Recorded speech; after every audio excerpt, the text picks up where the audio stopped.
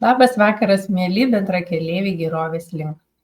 Nežinau kaip jūs, bet pas mus jau ruduo įsisiūbavo kaip reikiant, su pirmais virusų buketais ir panašiai. Pagal prognozę žiūrėjau, kad bus nuostabus vasariškas savaitgalis, turbūt paskutinis šiemet.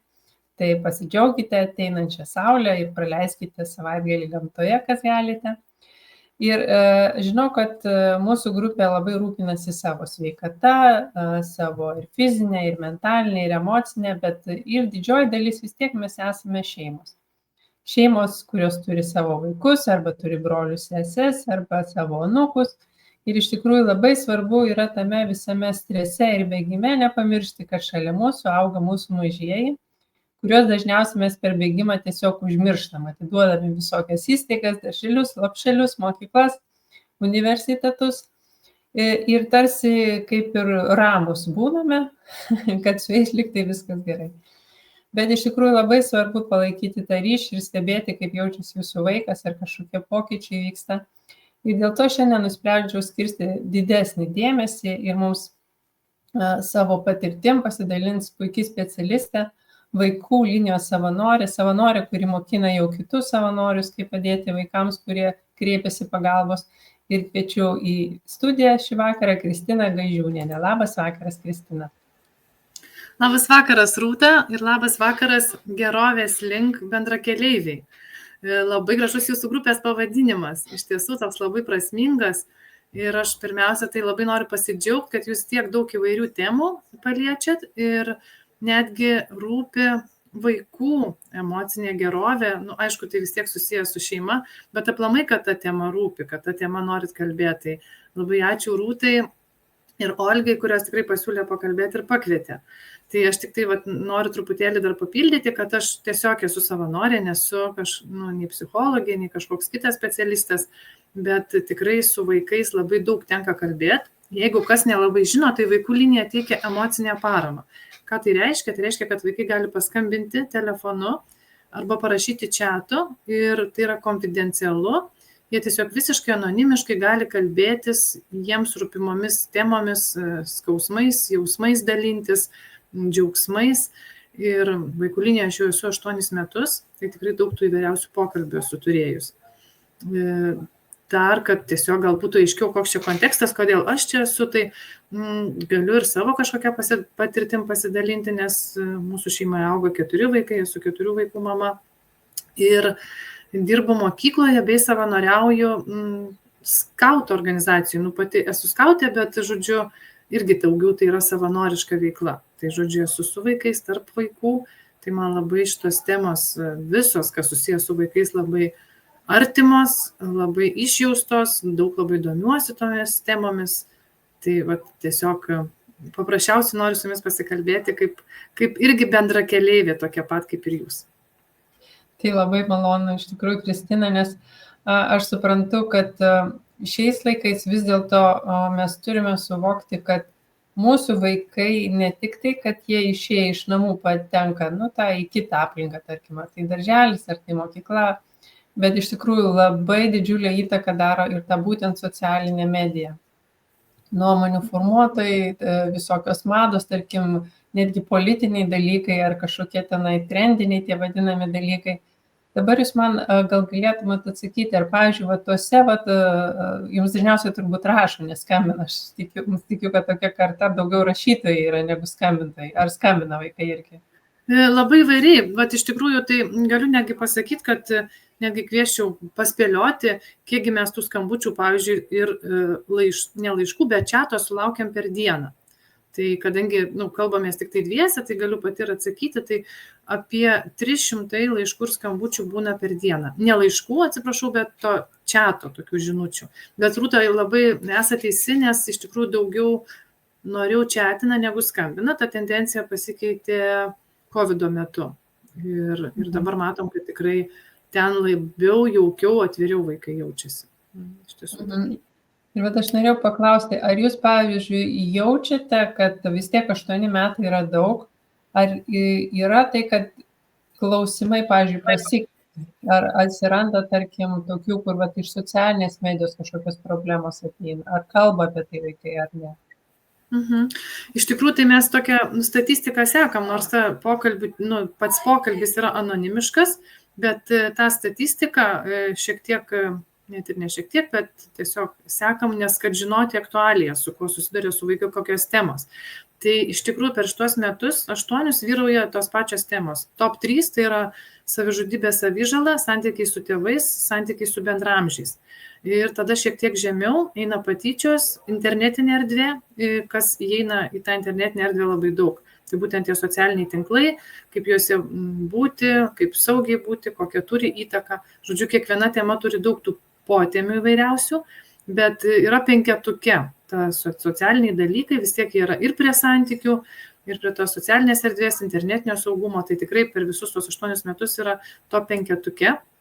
Ir tai be abejo yra labai didelė dalis vaikų gyvenimo tenai.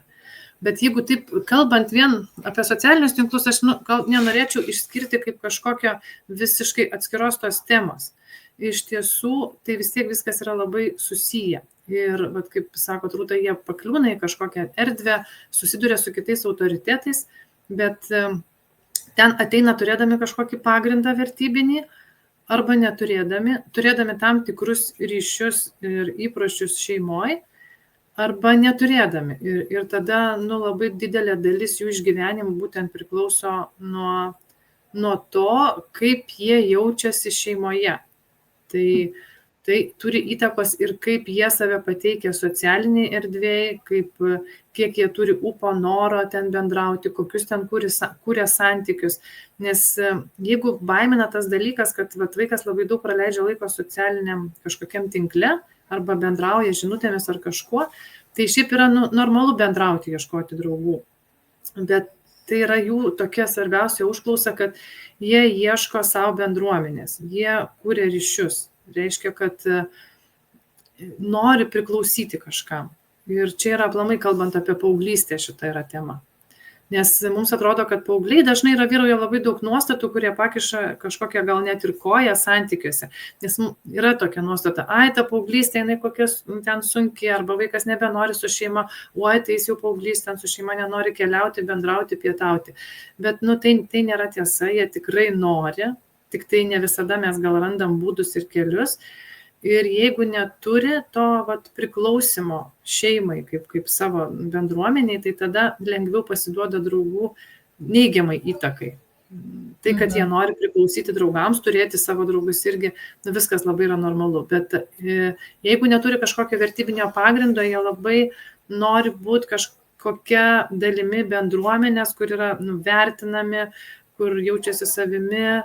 Ir tada, žinoma, čia jau pavojus ir netinkamoms kompanijoms ir ieškoti tų santykių socialiniuose tinkluose ir dažnai apsigauti tada jie tiesiog tikrai įsipainioja visokias istorijas. Taip, nes juk paauglystė, tai vis dėlto reikia suprasti, kad štai jūsų vaikas dar žaidė su palaidėlėm ir su kamuoliu, šokinėjo eidamas į mokyklą ir staiga jisai jau palengva tampa suaugusiu žmogumi. Ir reikia suprasti, kad tas virsmas jisai yra labai sunkus čia. Ir žmogus labai dažnai net nesupranta, turbūt, kas su juo vyksta. Turbūt rašo jums apie tai irgi. Kad aš, pavyzdžiui, nežinau, kodėl aš taip jaučiuosi. Dažniausiai tai vaikai sunkiau įvardina savo emocijas ir jausmus, bet toks gal svarbiausias dalykas arba svarbiausia žinutė, ką jie iš tikrųjų nori pasakyti, kad jaučiasi arba nemylimi, arba negirdimi. Ir tai atrodytų iš šono, kaip taip gali būti, jie, pavyzdžiui, tikrai aprūpinti ir tėvai domisi ir artimieji, ir kaip jiems sekasi, bet paaugliai labai jautrus, matyti aplamai, tokiam, bet kažkokiai gal ir pastabai kitą kartą, o dažnai jie tiesiog dalinasi tuo, kad ką besakytų, tėvam neįtinku, ką bedaryčiau, tėvam neįtinku. Ir iš to kyla, kad aš toks nevykėlis, žodžiu, ir mokyklai nelabai sekas, ir nuolat santykiuose kažkokios problemos, kas yra natūralu paauglystėje, ieškoti draugų ir ten keisti kažkokias galbūt ir kompanijas. Ir tada atsiranda toks sunkumas, kad niekur nepritampu, esu kažkoks nevykėlis ir kažkaip reikia išbūti, išgyventi. Tai tada ieškosi, tokių gal sakyčiau įvairiausių būdų, kas jau tikrai ir emociniai, ir fiziniai sveikatai gali būti kenksminga.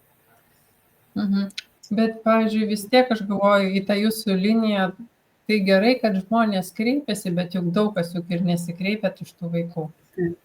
Daug kas ir nesikreipia. Ir užtat kiekvienas skambutis yra labai brangus ir tai yra tiesiog tos akimirkos emocinė parama.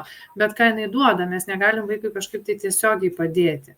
Bet išgirdę, išklausę, mokėdami, kaip tą vaiką prakalbinti, mes galim jam padėti tiesiog pasižiūrėti į save tarsi šalies ir įgalinti jį patį ieškoti kažkokio sprendimo. Aha, jeigu tavęs netenkina, tokie santykiai su tėvais kaip yra, jautiesi nemylimas, tai papasako plačiau, kas čia per situacija. Jisai pasakodamas, irgi pamato ir save, ir juos iš šalies. Tada, pačio klausim, o kaip norėtum, kad būtų? O ką tu pats galėtum padaryti, kad būtų kitaip? Ir va čia gal irgi toksai, kad svarbus momentas, kad jie negali ateiti tėvam pasakyti, kad jūs man labai brangus, aš jūs labai myliu, bet aš jaučiuosi nevertinamas, netinkamas, viską, ką darau, yra blogai. Dažniausiai jie tą tiesiog pratrūksta kažkokio susipykimo metu, išrėkia arba trenkia durimis, kai jau nevyksta pokalbis. Ir aišku, kad tada nusivilia labai abi pusės, tiek tėvai, tiek vaikai.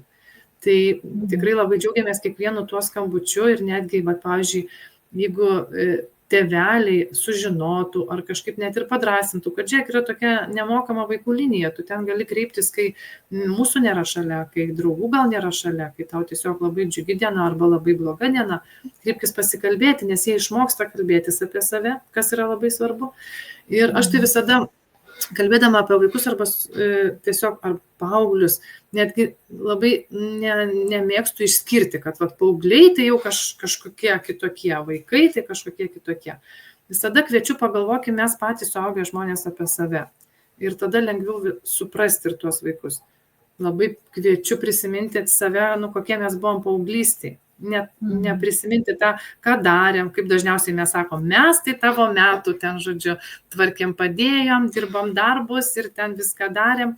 Ne, bet tiesiog panerti šiek tiek giliau, prisiminti, koks aš buvau, kas mane jaudino, kas mane džiugino, kokių žodžių norėdavau sulaukti iš suaugusių, kaip jausdavausi sulaukęs tam tikrų žodžių. Ir šiek tiek prisiminus tada aiškiau, kas su tais mūsų vaikais. Nes ir mes esam kažkokiam periode, mes būnam jauni tėvai, vyresni tėvai, brandus tėvai, juk irgi kažkas tai keičiasi, ne? Kaip ir vaikai mus mato kitokius. Aha, ten žaidė, linksmi buvo, ne, su mumis žaisdavo, visur eidavo, dabar nuolat užsiėmė, nuolat dirba. Ir jie gali sakyti, šitie tėvai kokie, ne? Jiems su mumis juk irgi labai sunku išbūti ir matyti mūsų pasikeitimus ar ten kažkokius tai rūpesčius. Ir tiesiog neturėti savo tokios nuostatos akcento, jis tai jau paauglys. Jisai tiesiog yra žmogus ir visada kviesti kažkokiam tai pokalbiui ir netgi aptarti, pavyzdžiui, tokius modeliuoti situacijas. Žiūrėk, tu daug naudojasi internetu, ten su visais susirašinėjai, o kas būtų, jeigu būtų? Jeigu paaiškėtų, kad tas tavo draugas internetinis yra iš tikrųjų ne draugas, o suaugęs žmogus. Kas būtų, jeigu tu nueitum į pasimatymą ir paaiškėtų, kad kažkas ne taip, tau pavojus yra, ką tu darytum, kad įgalinti jį, padrasinti, kalbėti visomis temomis, kad mes tikrai galim kalbėtis. Ir kalbėtis tai reiškia ne tai, kad aš kalbu su vaiku ir jam pasakoju, koks aš buvau, kaip turi būti, ką reikia padaryti. Kalbėtis tai yra klausti, susijimti tada, net jeigu nepatinka, ką vaikas sako, susijimti ir klausyti. Ir jeigu jis išsakys kažkokių labai neigiamų, mums nepatinkančių dalykų, vis tiek išlaukti, išklausyti ir tada dažniausiai jam ir pačiam gali paaiškėti, kad jis kažką čia netinkamo pasakoja arba tiesiog atvirais klausimais kviesti. O kaip tau atrodo, ar čia geras būdas, o kaip tu galvoji? Neužbėgti už akių, bet tiesiog pamodeliuoti, kad saugiau galėtumėm paleisti į tą pasaulį. Tai va tokie tie pokalbiai, nes vaikams, pavyzdžiui, vaikų linija iš tikrųjų yra skausminga labai klausyti, kaip jiems reikia tų tėvų.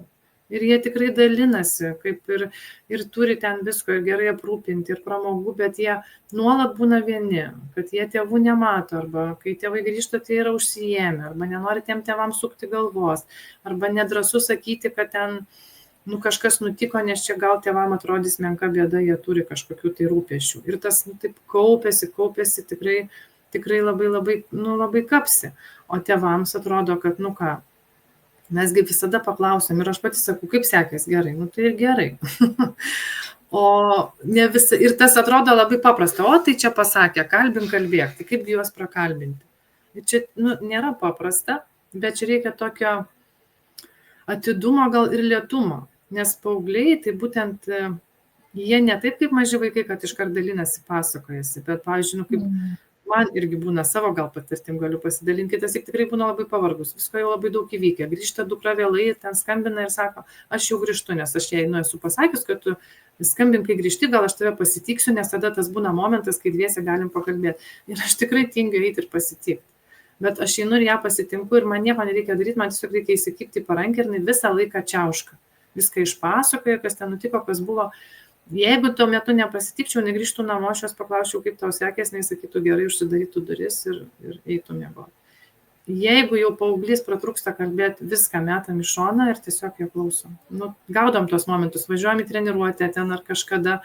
Tikrai būna, kad nereikia jų klausinėti, kad jie patys pradeda kalbėti. Arba tiesiog kažką tai veikti kartu. Tai, kas abiem teikia džiaugsmą. Ne per jėgą, kad, einam dabar, tai jau čia pažaisim ten krepšinio. Prisiverčiu, nors, pavyzdžiui, nemėgstu to. Jeigu tai būtų, aš tai mėgstu.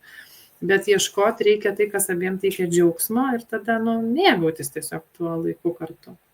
Tai čia tokie... Kristina, žiūrėkit, o pas jūs yra 4 vaikai, ne? Tai vis tiek kiekvienam iš jų reikia dėmesio. Tai jūs tiesiog bandote tą dėmesį padalinti?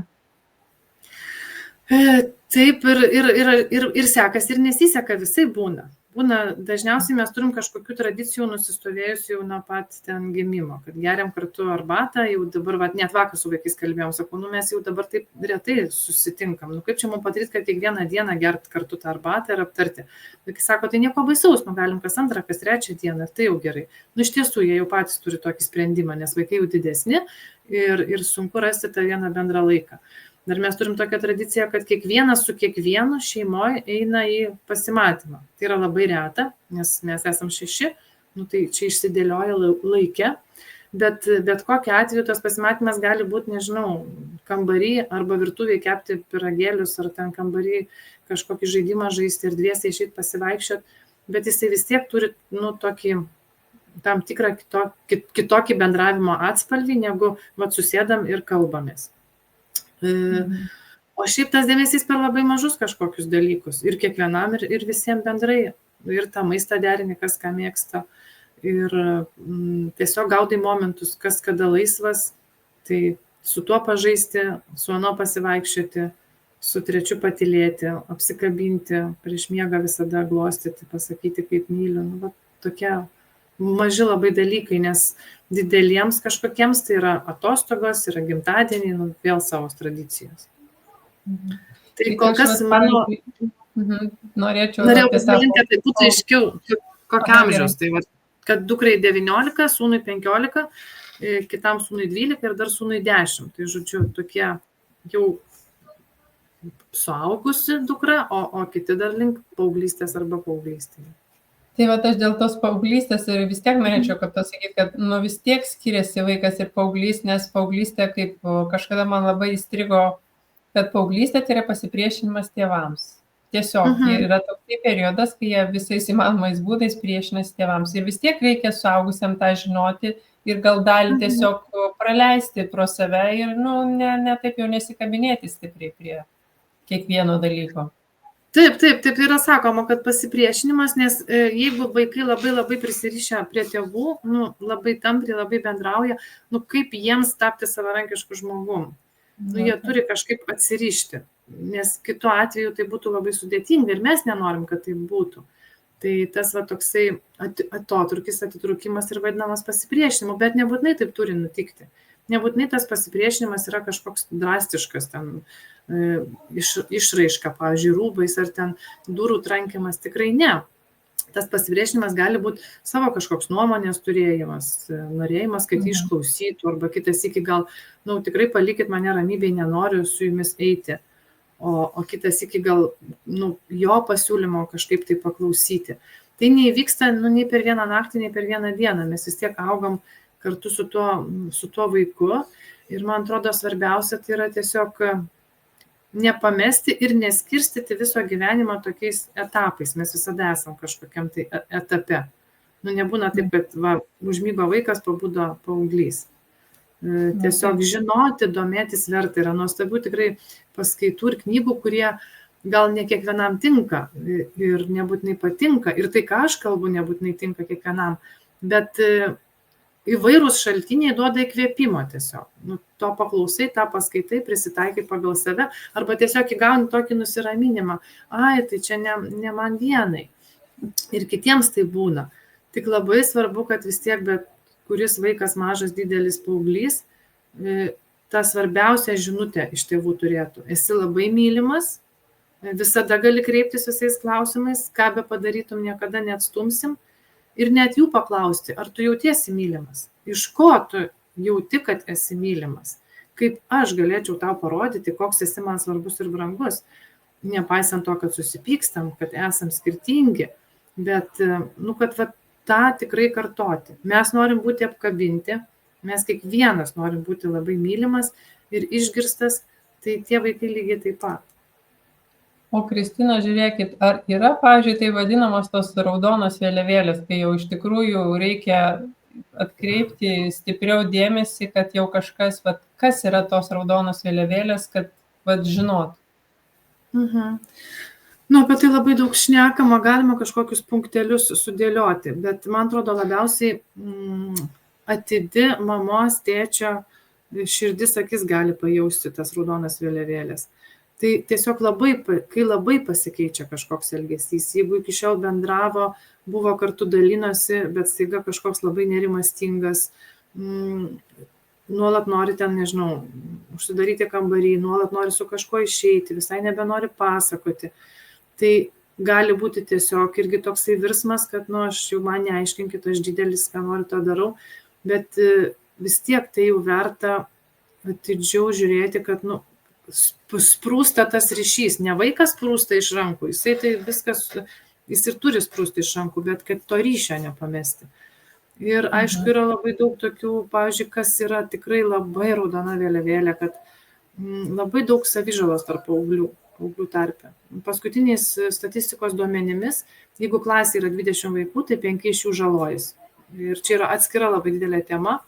Savižala prasideda nuo 9-10 metų, ypač stipri būna 13-15, tai kaip tą galima pastebėti, tai paprasčiausiai randai ant rankų, nes jau didesni vaikai prausiasi atskirai, mes jų, pavyzdžiui, nematom nusirengusių, nešioja ilgus rūbus, ilgom rankovėm, kad nesimatytų tų žaizdų, arba ir mes pamatom, išsigastam, baram, sakom, ką čia prisidarai, kas čia per nesąmonę, kad čia išsigalvoji. Tas nieko tada irgi neišspręs, jau reikia tada tikrai rimčiau domėti šitą temą. Tai įtarus, bet kažkokią savižalą, tikrai labai svarbu jau labai daug ir su vaikais kalbėti, su vaiku ir su specialistais. Gerai, bet tai tada, Kristina, tarkim, jeigu yra toksai atvejis, jau kai mama arba ten tėtis pastebėjo, kad jau kažkas yra negerai, ten kažkas žalojasi dabar, kaip prieiti prie tokio vaiko, kuris jau ir taip yra atsiribojęs, susižalojęs, kaip prieiti, kad dar labiau nepakenkti? Kad dar labiau nepakenkti, tai tada tiesiog šitą visą žinoti, kad yra toks reiškinys aplamai ir tą pamačius nepulti barti. Galima natūraliai pasakyti, aš tikrai labai susijaudinau, dabar pastebėjau, kad tu žalojasi, aš išsigandau, susijaudinau, susirūpinau, gal net pasakyti šią akimirką kažkaip net nežinau, ką pasakyti, atsitraukti, kad tiesiog savo pakvėpuoti. Bet svarbiausias dalykas neišsigąsti to, kas pamatyta. Vaikas yra gyvas, jisai nenusižudė, jis tik žalojasi. Žinoti tokį vieną dalyką, kad čia yra tada, kai vaikas nebegali tverti kažkokių jausmų. Tai vyksta, reiškia, su jo gyvenime vyksta labai kažkokie stiprūs jausmai, stiprūs išgyvenimai, didelės emocijos, jis to negali kažkaip kitaip išjausti, neturi tinkamo būdo ir griebėsi šito. Tai tiesiog svarbiausia, kad jo neatstumti ir nebarti ir neišsigąsti, nes vaikams būna labai gėda dėl to, kad jie tokią priklausomybę turi, renkasi tokį būdą. Jiems labai baisu tėvų. Ir tuo pačiu jie labai nori, kad būtų suprasti. Kartais jie gali net ir duoti užuomenas, net ir specialiai parodyti, kad žiūrėkit, matykit mane, išgirskit, man jau tikrai blogai. Ir nenuvertinti tai, kas dabar su juo vyksta. Bet čia tikrai tokia didesnė tema, tai va per tokį trumpą laiką sudėtinga daugiau skirti laiko. Aš tik tai galvoju, tada tikrai galima tėvams kreiptis į tėvų liniją. Čia irgi nemokamai konsultuoja tėvus psichologai. Ieškoti informacijos ir knygos, ir paskaitų yra įvairiausių ir nemokamų apie tai, kad žinoti.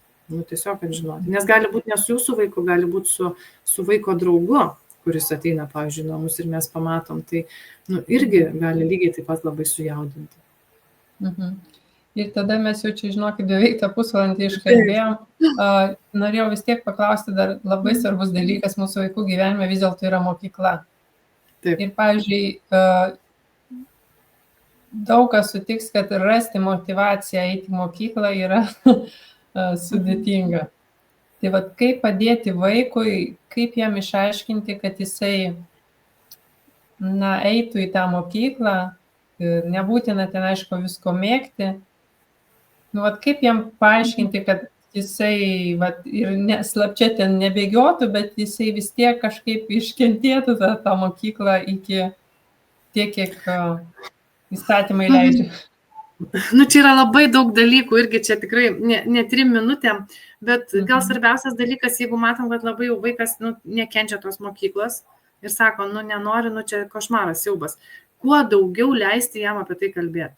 Pasakyk, kaip tu nekenti tos mokyklos, kas tave labiausiai kamuoja, bet su tokiu gražiu klausimu, ne su priekaištu, kad jis kuo daugiau iškalbėtų, kaip jis nekenčia, kokie durni mokytojai, kaip užknisa klasiokai ir kaip nuobodu ir niekam čia nereikalinga, kad kuo daugiau leisti jam išsikalbėti ir sakyti, aš girdžiu, kad tau tikrai labai sunku toj mokyklai. Ir žinokit, kartais gali to pakakti tą dieną, kad jisai išeis džiugiau nusiteikęs, nes jisai jau bus, iškrovęs tas savo neigiamas emocijas. O tada labai įvairiai, galima labai žaismingai kažkaip tai kviesti pokalbį, pabandyk šiandien paieškoti 2 gerų dalykų, kas yra mokykloje. Arba nors vieną dalyką, kuo tau ta mokykla patinka. Ir aplamai į mokyklą įėjimas mokymasis, tai yra irgi įgūdis ir valia kažkokia. Tas pasakymas, kaip mes dažnai mėgstam sakyti, vaikam reikia ir viskas, ir čia tu turi ir privalai, tai aišku, kad jiem nepadeda. Kaip rasti tos vidinės motivacijos, čia labai ilga labai tema. Mes dažniausiai skatinam išorinę motivaciją, kažką tai, nežinau, malonaus suteikdami ar taip toliau, bet per pokalbį. Iš tikrųjų, nieko nėra geriau už kažkokį pokalbį ir matau, kaip tas laikas bėga, tai dar tik tai pasakysiu, kad jeigu tos visos temos jaudina ir domina, tai smalsaukit, ieškokit atsakymų, savo tinkamų atsakymų. Netgi įeikit į vaikų linijos puslapį. Ten yra skyrius tėvams, vaikams, ugdytojams, kur nuolat atnaujinama kažkokia informacija pagal aktualijas, kas vyksta ten, ar karas, ar ta žmogžudystė vaikų tarpe, kas labai sujaudina, sujaukia, bet kaip kalbėtis apie tai. Skambinti tėvų liniją, ieškoti kažkokių tai knygų. Savo bendruomeniai visko dalintis, ieškoti atsakymų. Ir kartu tikrai galima rasti jėgų, nebijoti jokios temos ir rasti jėgų tokiam smalsiam nuoširdžiam pokalbiui. Tai toks būtų pasiūlymas kalbėti. Tai ačiū labai, Kristina, ir aš norėčiau vis tiek, kad jūs mūsų grupiokam palinkėtumėt tam rudenio pradžiai ir ilgam tam periodui tamsiam kažkokį pozityvų žodį tartumėt. Aš galvoju, žinokit, kad tiek tenka bendrauti su vaikais, tikrai įvairaus amžiaus, įvairioj aplinkoj, kad ir kokie būtų sunkumai, tai tikrai viskas praeina ir viskas yra išsprendžiama. Tai mano tiesiog palinkėjimas, kad raskit dalyką, kas jūs vienija su vaikais ir tiesiog tuo nors vienu dalyku mėgaukitės. Nežinau, kepkit keksiukus, žiūrėkit televizorių, nieko neveikit, bet kad jaustumėtės ne tik tai, kad auklėjat vaikus, bet, fainiai, mes kartu su jais gyvenam. Jie yra nuostabus tiesiog. Ir tai, kad jūs čia esate šitoje bendruomenėje, kad klausot, tai čia negali būti blogai. Čia viskas tik gera. Nuostok Dieve. Tai ačiū Jūs labai, Kristina, už Jūsų laiką. Dar neišeikit į studijos, pasišnekėsim su Jumis, o dabar aš atsisveikinsiu su mūsų grupiokais, pasveikinsiu visus naujus narius, kuriais visais labai džiaugiausi. Prisijungė nauja šalis, Lenkija prie mūsų, Sveikinam prisijungus, dar prisijungė nuostabus Olgos vyras Aleksandras. Aš manau, kad mūsų grupėje bus truputėlį linksmiau gyventi jau nuo vakar. Ir tada linkiu jums visiems šilto gero vakaro, pasimėgaukit, kaip sakiau, nuostabių savaitgalių ir iki kito trečiadienio. Sudėjau.